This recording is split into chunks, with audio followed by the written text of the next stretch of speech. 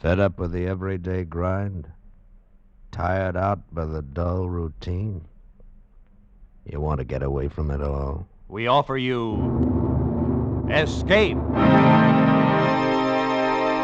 Escape, transcribed to free you from the four walls of today for a half hour of high adventure.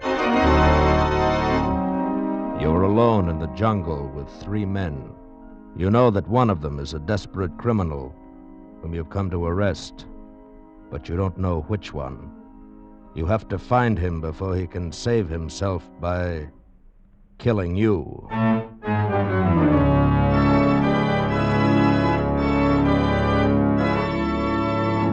Today, we escape from reality into the depths of a tropical jungle in a tantalizing search for a murder, as L.G. Blockman told it in his famous story, Red Wine.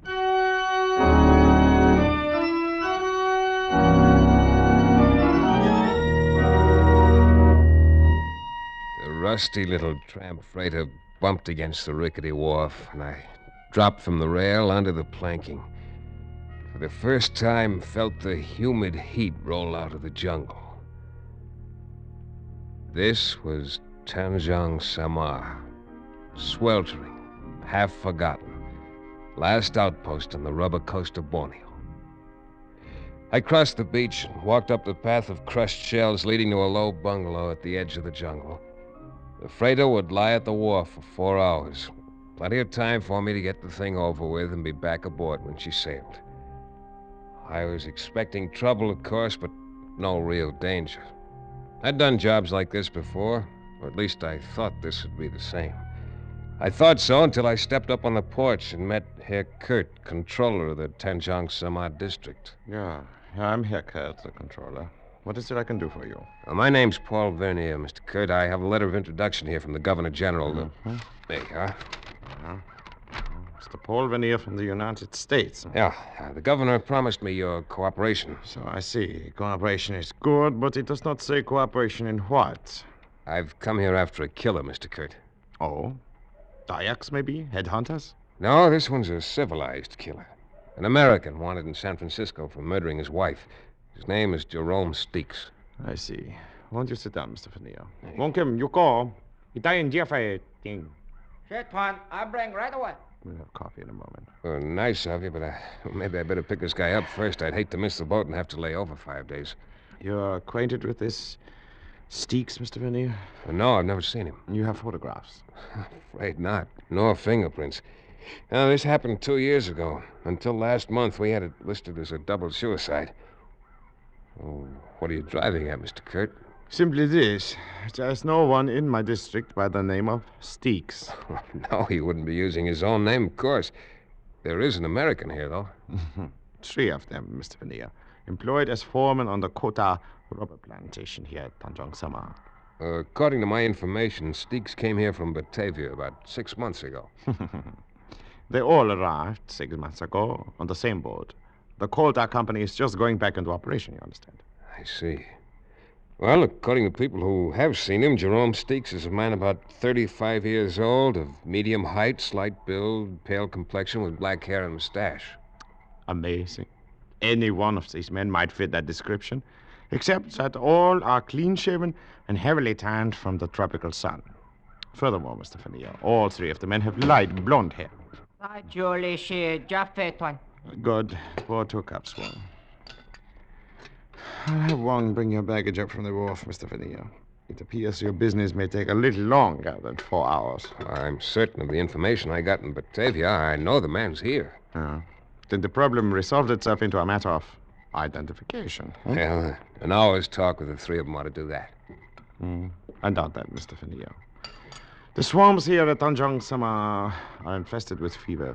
Oh? Cream. It is always hot, like now. And the jungles back there swarm with krites. Krites? A deadly little snake no longer in your forearm. There you are. Thank you. And in the rivers, there are crocodiles. So? Men rarely come here unless they are running away from something, trying to lose their past. I think you'll find all 3 men have manufactured stories. So, how is one to choose? Well, sometimes a man can be identified by his personality. Oh, and the personality of this man Steeks is, it's something out of the ordinary. For a foreman on a rubber plantation, yes. I doubt if all three of these men can be aristocrats. And in a sense, well, that's what Steeks is, a cosmopolitan. He's lived all around the world, always associating with top society.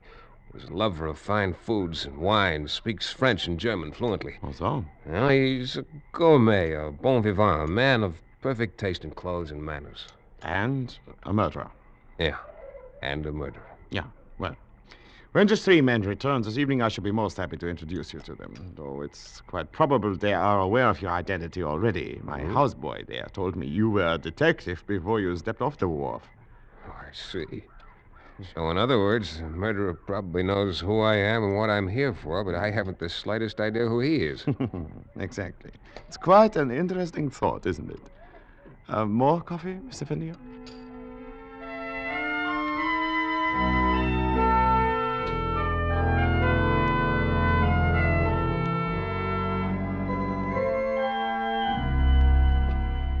Mr. Fennier, I should like you to meet Mr. Doran. Hi, Mr. Veneer. Are you? This is Mr. Wilmerting. Mr. Are you? My name's Prale. Glad to meet you. Same here, Mr. Prale. Might as well drop the mister. We don't use him much around here. I'm Prale. That's Duran. That's Wilmerding. You're Veneer, if it's all the same to you. Oh, sure, Prale. Why not? Now, if you gentlemen will excuse me, I have a number of things to do. Will you bring Mr. Fennier to my bungalow for dinner? We'll celebrate having a guest in Tanjong Sama. Yeah? Sure. Okay, we'll see. Herr Kurt tells me all three of you are Americans. I don't know whether I'm still one or not. Haven't been to the States in 7 years. Oh, 7 years, huh? And you're an old-timer here, Duran. No, not here. Australia. Don't get him started, Vernier. He'll spend 2 hours telling you how he lost his shirt trying to raise sheep down there. If I had either money or sense, I wouldn't have come to this stinking hole. Oh, I wouldn't say you fellas had it too rough. I've been noticing those empty bottles there on the shelf. What do you mean, Veneer? Paul Masson, 1936. That's good champagne. Hmm? You boys are living like connoisseurs. Oh, no, you're overrating us, Vernier.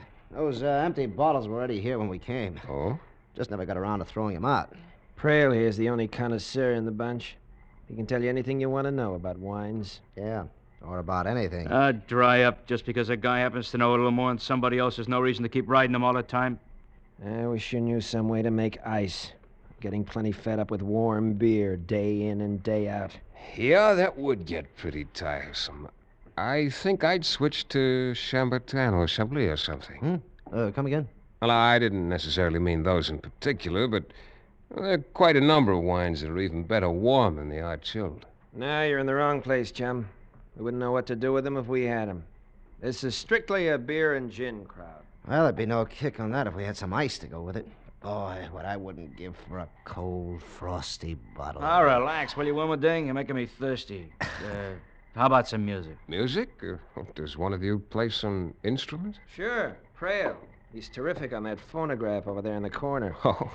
Only trouble is he thinks 3 o'clock in the morning is the greatest song ever written. Well, I can see that would lead to quite an argument, Doran. Particularly if you're a lover of the classics. Oh, no. I don't go for that long hair stuff. Oh. But I would like to hear a fast number once in a while that's less than 10 years old. Yeah, you ought to see this collection Prale dragged up here from Batavia. Strictly from the gay 90s. Prale, you don't by any chance have a number called Il y a un métier dans cette maison?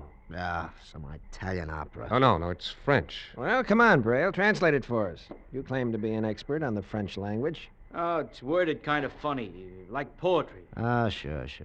Yeah, the last word, though, maison, that means house. I know that. Well, that's too bad. I thought maybe Jerome Steeks might translate it. It Who? refers to him, of course. Stick. What are you talking about? Who's The Stick? sentence reads, there is a murderer in this house.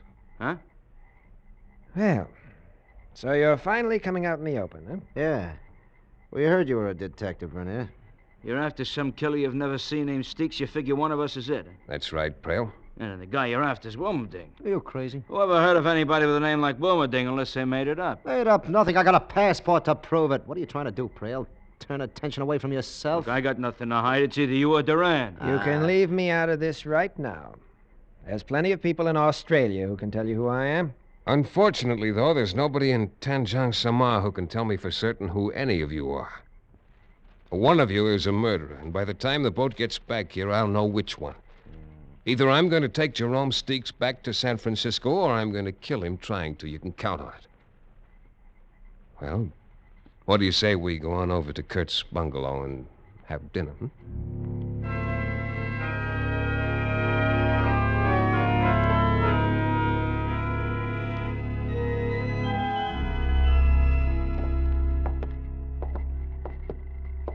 That's Wilmerding's room there. Durant sleeps here. And Prelon down at the end. I see. And this is the guest room. Oh. At least the only guest room that's usable at present. It looks all right. Well, it's yours for the time you're here, Mr. Veneer. Oh, do all of these rooms open out onto the porch? Yes, the veranda, as we call it here. And there's no way to lock this door? Unfortunately, no. Anyway, the windows are covered only by mosquito netting. It makes another interesting situation, does it not? Yeah, I suppose interesting is the word for it. Most likely all these gentlemen are acting to a greater or lesser extent, which of course makes your problem exceedingly difficult. Yeah, that's right. Mr. Kurt, you did say a man rarely came here unless he wanted to lose his past. And yet, you're here. Yeah, that is true. But then, I'm only a servant of the government and have little choice where I'm sent, no? Well, good night, Mr. Veneer. Good night, Mr. Kurt. I trust you'll have a very comfortable night. Thank you.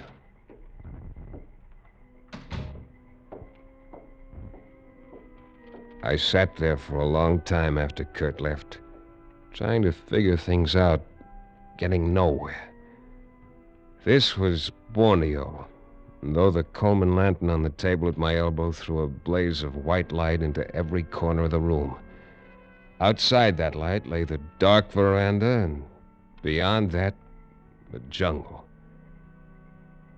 Gradually, the night breeze brought the smell of the jungle into the room, as rich and as exotic as the scent of taboo, fragrant as midnight orchid, as disturbing as the scent of danger.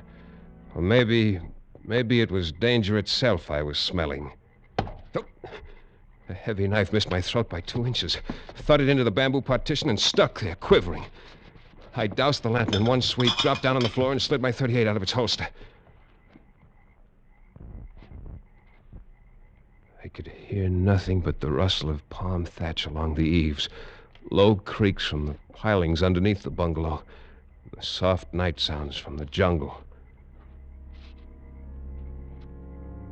Finally, I slipped my shoes off, pulled the knife out of the wall, and dropped it in my pocket, moved to the door, and stepped quietly out onto the veranda. It was empty. Across the railing, the fringe of undergrowth was dappled in silver moonlight. Nothing moved. I paused quickly at the 3 doors, and from each heard the sound of snoring. One of the men was faking, but which one? I'd reached the end of the porch when my eye caught a slight movement in the banana clump a few yards from the steps. Someone was hiding there. I moved swiftly, holding the gun ready. Came within a few feet before I could make out a shape in a red and white sarong, complete with dark tumbled curls and a flower behind one ear. It was a girl. Please, Tuan, the gun. You are going to shoot me? Oh, no, relax, honey. I was looking for somebody else. Oh. And now you have found Nelana, so you are disappointed? Well, Look, did you see anybody moving around up there on the veranda a while ago? Only you, Tuan. I became frightened and ran to hide. Frightened? Why? I should not be here. At night, I mean. Oh, let us talk of something else, huh? All right, Nelana. Tuan, do you like Nelana, perhaps? Definitely. Why do we not go somewhere else? Along the beach, perhaps? You would like that? Mr. Well, Veneer is too serious-minded for such things, Nella. Oh, Mynheer.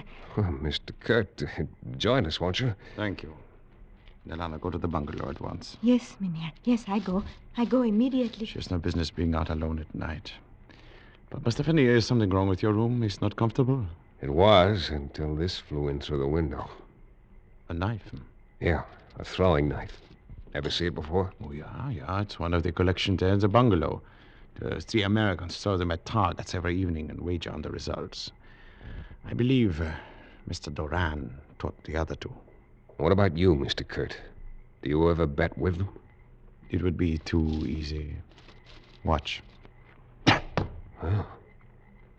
I learned to throw a knife in Java many years ago. And Nalana, I suppose she's an expert at it, too. Nalana knows nothing of knives. Her greatest accomplishment is that of making friends too easily. I see. Just who is she, anyway? Does she live here? Yeah, she lives here. She is my wife. Your wife? Exactly. My wife. Good night, Mr. Vernier.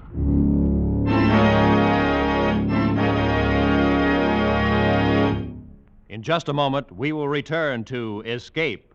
But first, coming to you in succession, Spike Jones, Jack Benny, and Amos and Andy bring you 90 non-stop minutes of superlative joy every Sunday night when you hear them among CBS's 10 great Sunday night shows.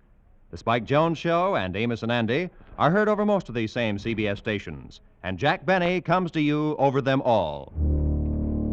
And now, with our star, Jeff Chandler, we return to the second act of Escape and Red Wine.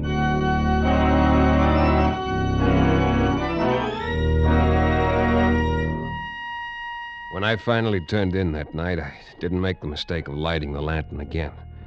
Being a target once in an evening was enough. I undressed in the dark, pushed the bed up to block the door, propped a chair against the windowsill, and lay down on the floor. I kept trying to fit some theory together to account for the things that had happened. When I drifted off to sleep, I was no nearer any answer than before.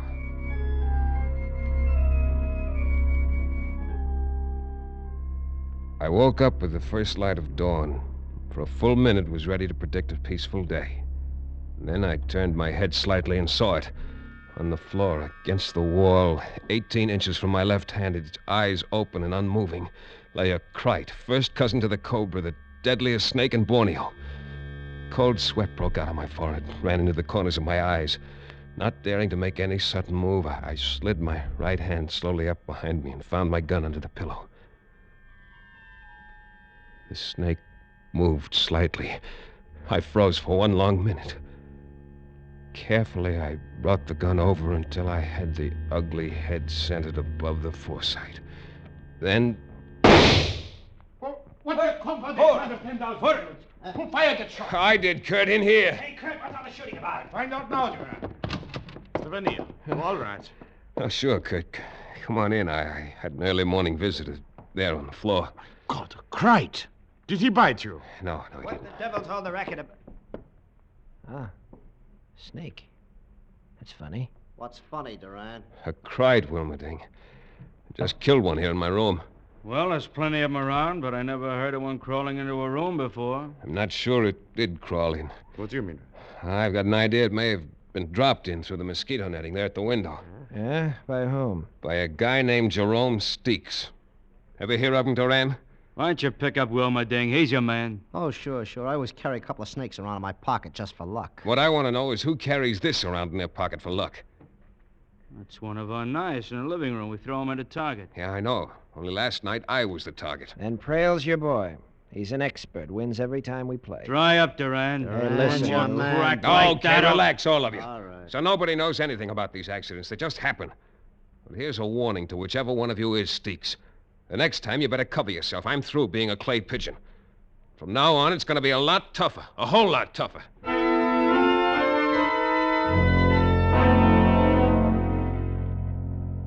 That day passed.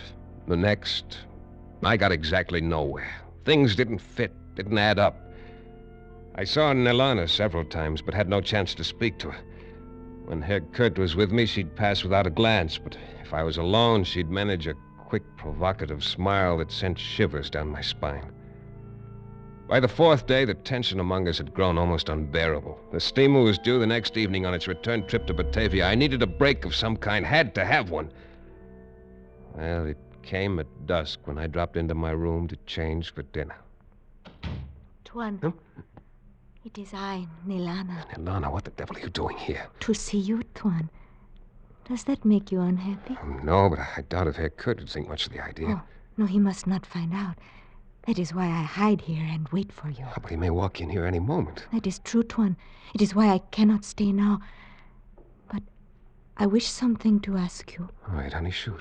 It is true that you look for a man who has killed a woman in your United States? Yeah, that's right. A man who now names himself by another name? Yes, Norma, do It you know... is perhaps the same one who one night threw the knife at you? Yeah, I think so. Do you know who it is? I saw the knife thrown, Tuan. I was outside, Oh, but... be quiet. It is someone. Yeah, it's Herr Kurt. Oh. He's going into the living room. But he will come here when he does not find you. Oh, I am very frightened, Tuan. I must go. Oh, no, wait. I've got to know. No, there's no time now. Tonight, when everyone sleeps, Yeah. wait by the tall palm at the edge of the clearing. I will come. All right, I'll be there. Nelana has done foolish things, Tuan. But tonight she will fix it all good. You come.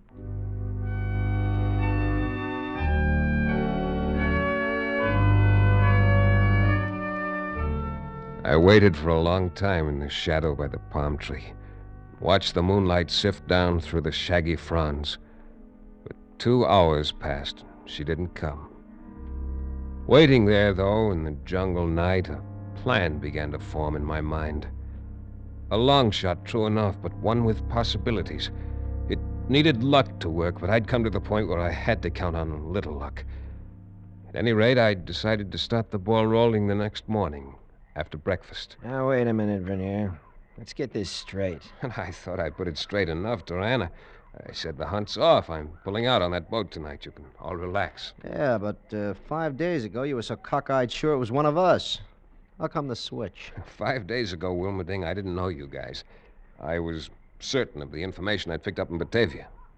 And I'm not so certain of it now. What changed your mind? A sweet disposition? No, exactly the opposite, Frail. No, I doubt very much if any of you guys is who he claims to be. I wouldn't be surprised if Doran, Wilmerding, and Prale are all phony names, but that's not my business. I came here after Steeks. I've decided now I made a mistake, and that's that. Wait a minute. Aren't you forgetting the fact that somebody tried to knock you off a couple of times? Well, let's just say the reason for that was a side issue. Had nothing to do with Steeks. You come in here, push us around for a week, and then decide it was all a mistake. I'm sorry, Prale, and look, I'm going to try to make up for it this evening. I'm throwing a dinner party at Herr Kurt's bungalow before the boat leaves tonight. You're all invited. Yeah, now that's pretty decent of you, Vernier. I'll get some food and drinks from the captain as soon as he docks.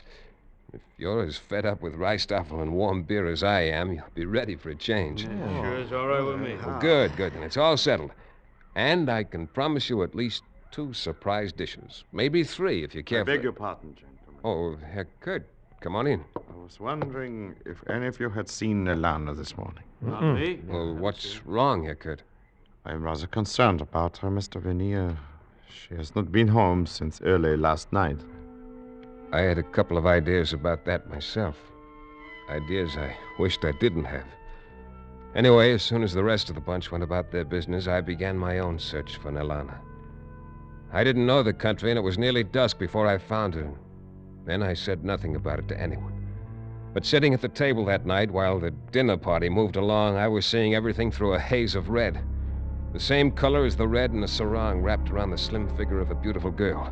I kept thinking how she'd never smile anymore, how she'd never walk in the moonlight again, because somebody had cut her throat. I know a story along the same lines. I never heard that one before. Ah, what a dinner. Boy, after 6 months of rife stuff, I could go crazy about food like this. Yeah, when you throw one, Vernier, you really throw it. That's Well, right. this is only the beginning. Beginning. Where can you go from here? Well, right now, for instance, roast pheasant. All right, Wong, bring it over. Sure, Tuan. Right away, I bring. You like for How's me to that? put here for you to carve, Tuan? No. I wonder if you'd mind carving it, Herr Kurt. Not at all, Mr. Vernier. I should be happy to place it here, one. Boy, I haven't had a roast pheasant since Australia. We used to shoot 'em all the time. Even the smell's enough to drive you crazy. You said it, Prale. Oh, you haven't seen anything yet. The pheasant is the main dish, so the 2 surprises go right along with it. Wong, bring it out. Sure, Tuan. I bring right away now. Careful, don't drop it. There we are. Thanks. Well, there you are. It's Hey. Chambertin, vintage Wine. 1911. Unquestionably the finest red wine that exists in the world today. Holy smoke, where'd you get it? Oh, I found out on the trip in the captain of the steamer had a few bottles. Took a lot of talking to get one out of him, but I'll open it, Wong. Have you got the glasses? See it, Twine. Good. Well, boys, you may go back to warm beer tomorrow, but you got the best tonight. Now, Wong, show him a second surprise. One big bucket ice. Ice! Real honest to gosh, cracked ice. Oh, I haven't seen a chunk of ice for 6 months. Oh, I thought you'd go for that one. All right, Wong, serve the wine, will you? Here, Twine. You know, it was pretty amazing to find 1911 Chambertin on a little tramp freighter down here in the South Pacific. The stuff's so rare, it's hard to get at any price anymore. Maybe so, but that ice is what gets me. Yeah. Yeah, that's it, Wong. Dump plenty in mine. Oh, Wong, stop that. What the devil are you... What's the matter, Wilmerding? Why...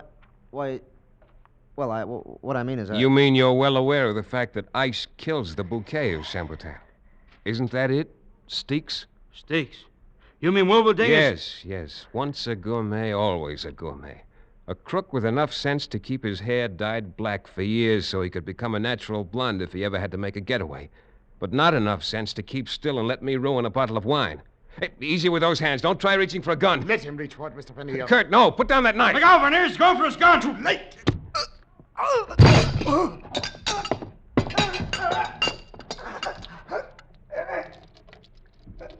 Kurt. Good Lord, Kurt, you've killed him. I'm sorry you do not have our prisoner to take back with you, Mr. Fennear. But I, too, found her body. I knew you had been there. I saw your footprints. I'm sorry, Kurt. And she had been seeing Wilmerding. I had guessed it was one of them. And apparently she found out he was Steaks. Yeah, I know. That's what she was going to tell me, only he didn't give her a chance. She was young, Mr. Fennear. Foolish, perhaps. But I loved her very much. Hey, look. He knocked over that bottle of wine. It's pouring out all over the place. Yeah. Brother, what a mess. Yeah, Duran. It's quite a mess. Only one thing, though. Not all of it is red wine.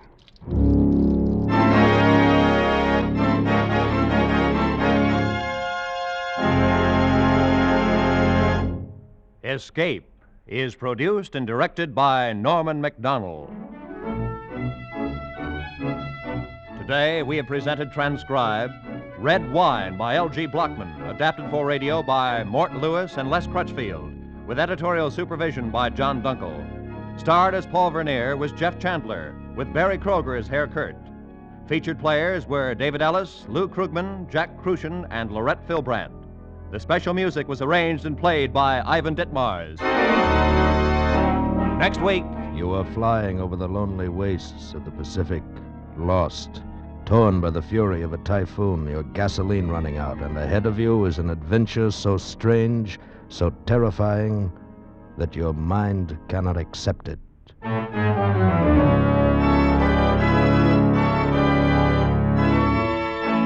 Next week, we escape with Nelson Bond's gripping story of a fantastic conqueror's isle. Goodbye, then, until this same time next week, when once again CBS offers you Escape.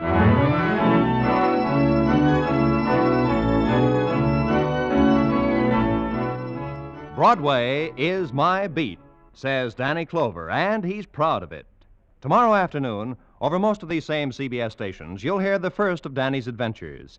You'll hear how a real cop with a real purpose for running down a murderer goes about his business, backed by the world's largest police department. Listen in as Danny declares, Broadway is my beat. Now, stay tuned for 5 minutes of the latest news, to be followed by Let's Pretend, over most of these same CBS stations.